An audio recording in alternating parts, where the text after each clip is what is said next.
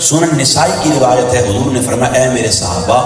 میری اہل بیت کی مثال کا مثل سفینۃ نوح، حضرت نوح کے سفینے کی طرح۔ جس طرح حضرت نوح نے کشتی بنائی تھی اور کشتی کا حکم یہ تھا جو اس کشتی میں سوار ہو گیا نجا وہ نجات پا گیا۔ حضور نے فرمایا سنو میری اہل بیت کی مثال بھی کشتی نوح کی مانند ہے، جو اس میں سوار ہو گیا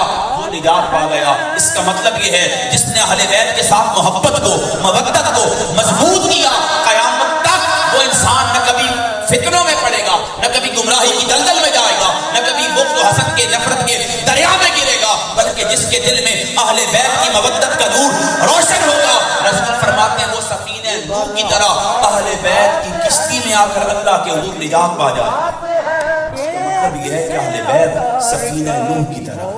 اور قیامت تک کے لیے اہل ایمان کے ہاں نجات کا استعارہ